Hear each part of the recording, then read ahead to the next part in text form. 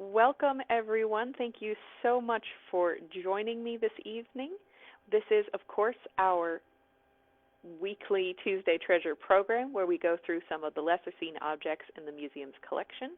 My name, as usual, is Nicole Carpenter. I'm the Director of Programs and Education for the Westport Museum of History and Culture. We are, of course, as always, pleased to offer this program to you free of charge. We do have a link connected to our program tonight, which is westporthistory.org/donate, and that is where we do have a suggested donation of $5 for our programs. We understand this is still a very difficult time, and we ask that you support the museum however you can during this challenging period. If you have been enjoying all of our programs, I, of course, recommend that you follow us on all of our social media handles, including here on Facebook.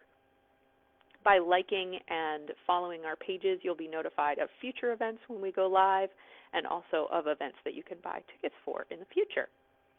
On Facebook and Twitter, you can follow us at Westport History, and on Instagram at Westport History Museum. If at any point during our program you have a question, a comment, an anecdote, or a little story that you would like to share, please put it in the comments box, and I will go through as many of those as I can at the end of our program tonight.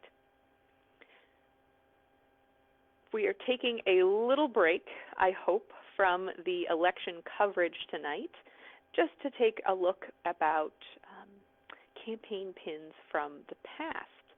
So before we go into the buttons that I have here for you tonight, quickly I just want to run through some of the early history of campaign buttons. Now, the very first president of our country, George Washington, was inaugurated in 1789. Now, he did not have printed pins like you see here, but some of his supporters did wear, and some of them still exist, metal pins that had phrases such as "Long live the President" on it. It's a very, very similar phrase to "Long live the King," which colonists were very used to saying, and it was a good phrase to put on their pin. We know that by 1860, Abraham Lincoln is running for his presidency, and he uses buttons for the first time as a campaign tool. This is not the first time that we see mass-produced buttons. That wouldn't come until later. It's still very expensive to make buttons. But due to the tin type or the ferriotype, which is a tin photograph with an enamel, he was able to put his image on buttons and use it strategically during his campaign. Now, the first mass-produced buttons that we do see for a campaign is in 1896, when would become President McKinley was running against Bryan. And that is the first time that we see true tin buttons and other types of buttons. Many of them still exist, actually, have ribbons attached to them and had kind of witty phrases and names associated with them. So throughout almost the entirety of our history as a country, we have had some kind of campaign pin. We have also had the association of the red elephant and the blue donkey for the Republican and Democratic parties, respectively, since the mid-19th century. And there's one, I'm sure that you have spied it up here in the corner. Just up here, there is a red elephant pin that we will get to in just a moment.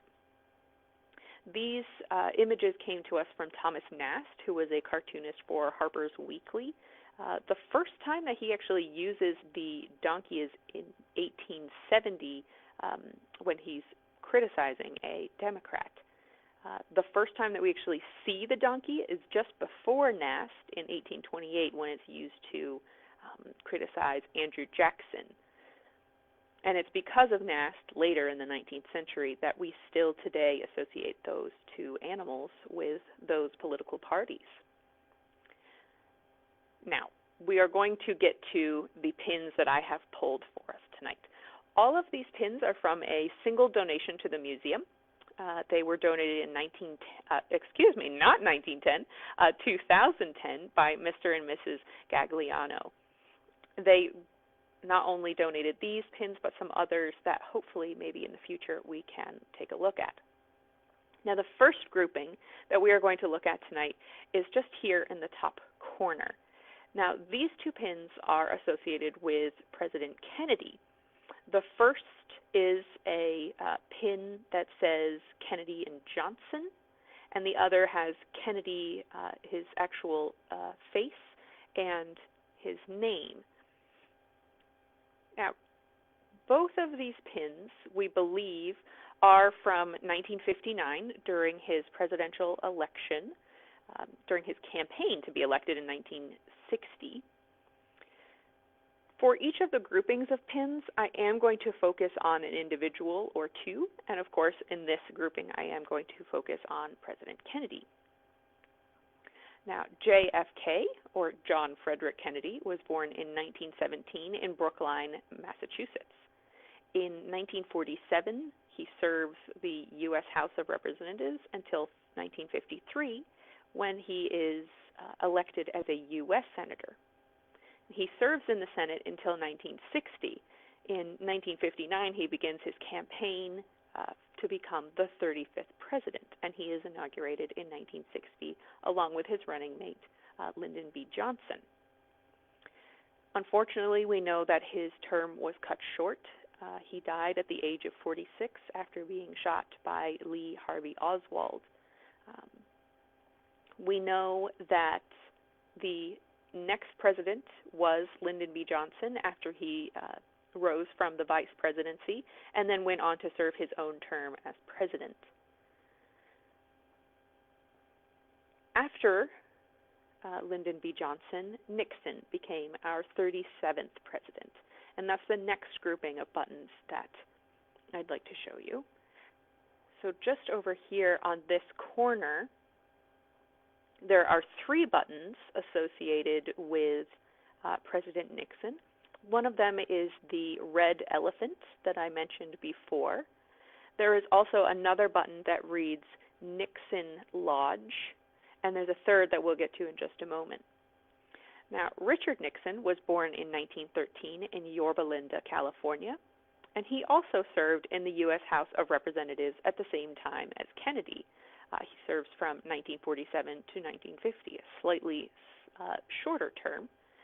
In 1950, he also becomes a U.S. Senator, just as Kennedy does, just a little bit earlier, where he serves until 1953, when he becomes the Vice President.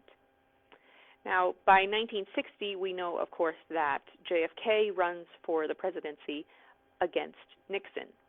JFK actually receives 49.7% of the popular vote, which is a very, very slim margin just above Nixon. They were both within the 40% range. And that's when the Nixon Lodge button is from. We know that Nixon's running mate was Henry Lodge, Jr., so this button we know is from 1959. The elephant could be from the 1959 campaign, or it could be from his later campaign in 1960, when he again runs for the presidency.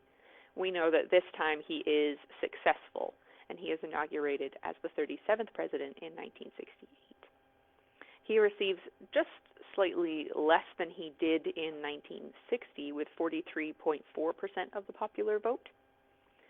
Now, it's in 1968 that we know the third button. You'll see here, it's the silent majority button. That is when that button is produced, in 1968. When Nixon is campaigning for the presidency, he appeals to what he calls the silent majority, which is what he defines as a middle ground of voters who aren't particularly vocal about their affiliation. At that point, he was campaigning against Hubert Humphrey and a third campaign candidate, George Wallace, who was a governor of Alabama, who both had very, very polarized platforms. And Nixon was going for again, what he called the silent majority, right in the middle of those two candidates. And he was successful. It's also possible that the red elephant could be from 1971 when he again runs for re-election for the presidency for 1972. We know that Nixon runs against George McGovern, and he is very successful, receiving over 60% of the popular vote. However, by the end of 1974, the Watergate scandal has been revealed and has escalated to a point that Nixon believes that he is going to be impeached, and he actually resigns before a formal impeachment is implemented. He's the only American president to resign his presidency. We also know that his successor, Gerald Ford, issues a controversial pardon to Nixon. We know that Nixon also goes on to have a very active political career after his presidency until 1994, when he passes away at the age of 81. There are two buttons on this second row here that we're going to take a look at next, and we're going to start with Ribicoff. The button just here reads Ribicoff for U.S. Senate. This is Abraham Ribicoff. He was born in 1910 in New Britain, Connecticut, and he serves in the Connecticut State House of Representatives from 38 to 42 before moving to the United States House of Representatives in 1949. In 1952, he does run for the U.S. Senate. That is a possibility for the date of this button. It's either 52 or actually 62. He is unsuccessful in his run in 1952 and continues serving in the United States House of Representatives until 1953. By 1955, he's actually succeeded in gaining the Connecticut governorship against John Davis Lodge, no relation to the lodge that Nixon ran with in a couple of years. We know that he serves as Connecticut governor for 6 years, and he won his election by just over 3,000 votes. By 1961, Kennedy actually asks Ribicoff if he will serve in his cabinet as the Secretary of Health, Education, and Welfare, which he does. He actually serves on the cabinet until 1962.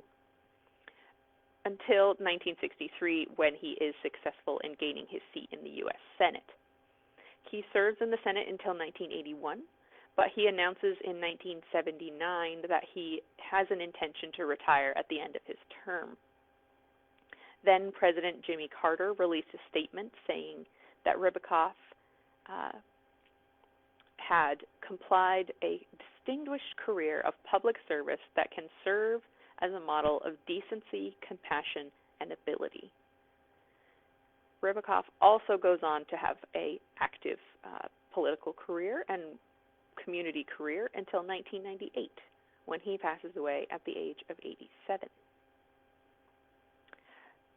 Very, very close to Ribicoff is John Noel Dempsey, and his button is on that same line, and his button reads Dempsey for governor. He is born in 1915, and he's actually born in Ireland.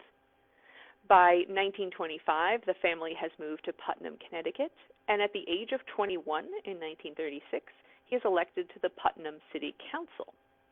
He goes on to serve as mayor of Putnam and also in the Connecticut State House of Representatives.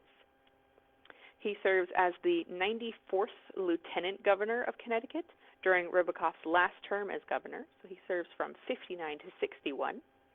And again, we know that Ribicoff leaves, actually resigns his governorship to serve on Kennedy's cabinet in 61, at which point Dempsey succeeds him. Now, there's an interesting fact here in 61 when Dempsey takes on the governorship. He is the first person to hold that position since the early colonial period who had been born in Europe.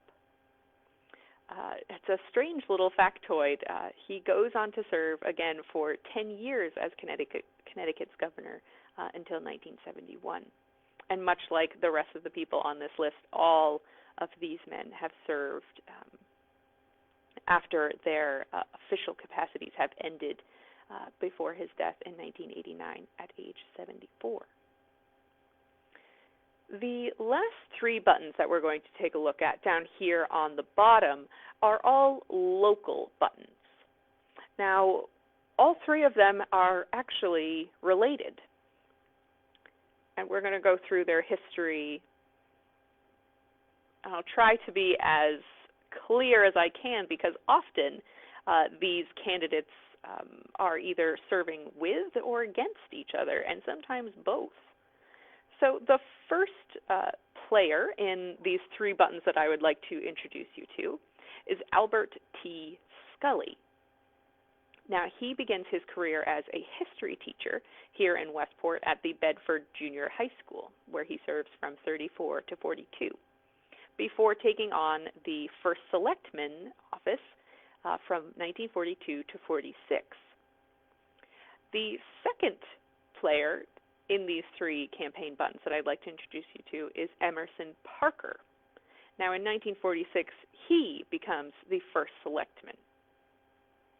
The year after, or the term after, in 1948, Albert Scully returns to the selectman's office. And Parker is the one who lost to him, so they had a bit of a reversal. Now, in 1949, there was a little bit of an unusual election. Normally, the selectman term was for 2 years, and it was held on an even year. It had been 42, 44, 46, 48.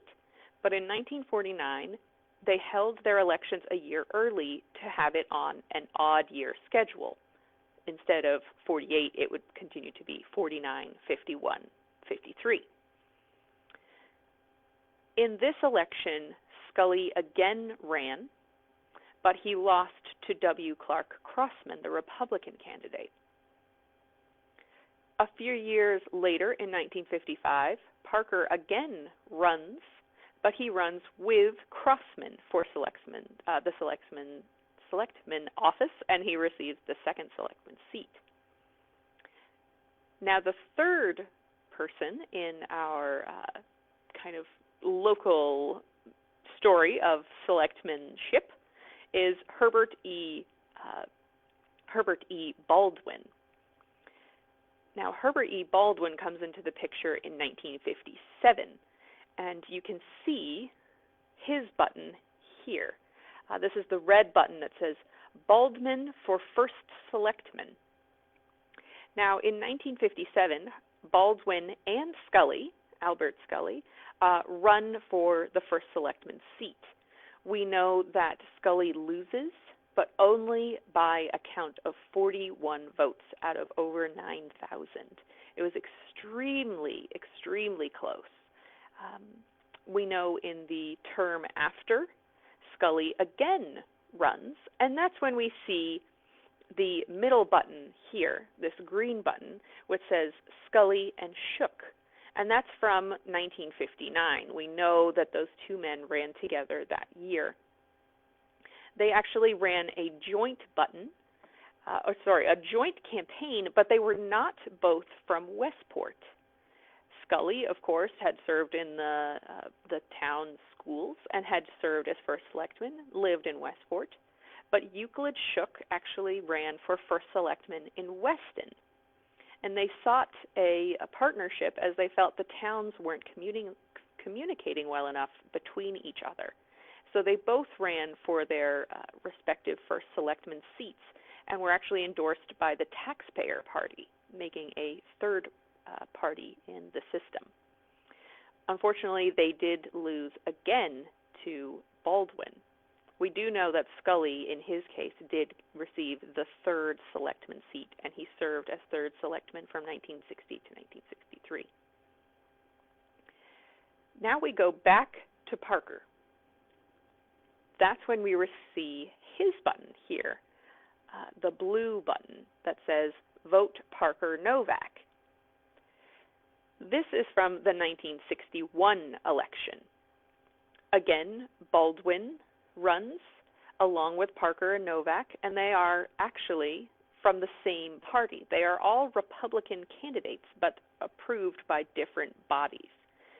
Unfortunately, we know that Parker Novak eventually lose the Republican nomination, and Baldwin again receives the first selectman seat.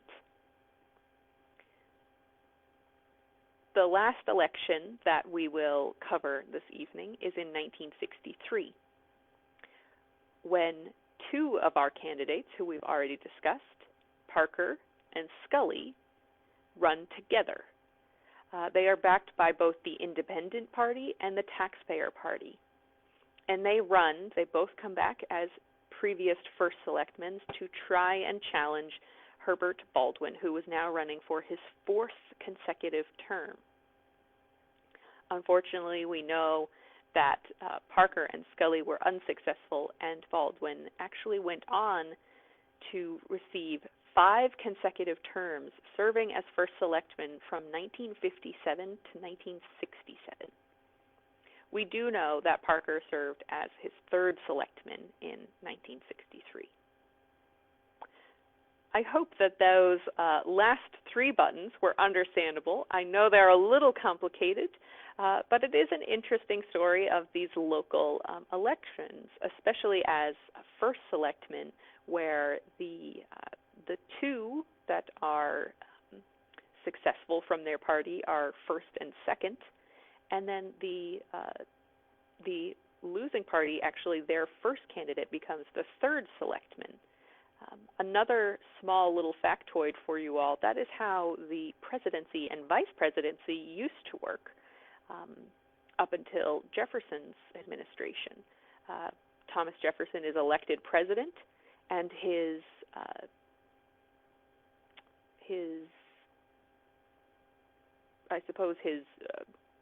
running,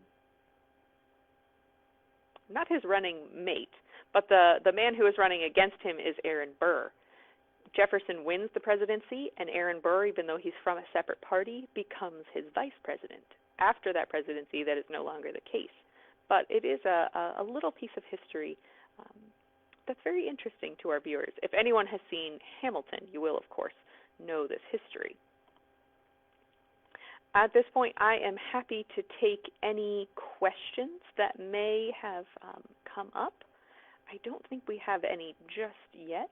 If you do have any questions at any point, whether you've seen this video live or recorded, my staff and I always make a point of going back and monitoring these videos. So if you have any questions that you think of after this evening, maybe after the election has wrapped up, please feel free to send them to us, and we will do our very best to answer that question for you. I do hope that you enjoyed looking at some of the election buttons that we have here at the museum. In the future, we do have some other election-related materials that we might show you, including an old voting machine. So without any further ado, thank you so much for joining me this evening. I hope you will join me in 2 weeks when we have another Tuesday Treasure. Otherwise, please be safe, everyone, and thank you so much. Have a great night.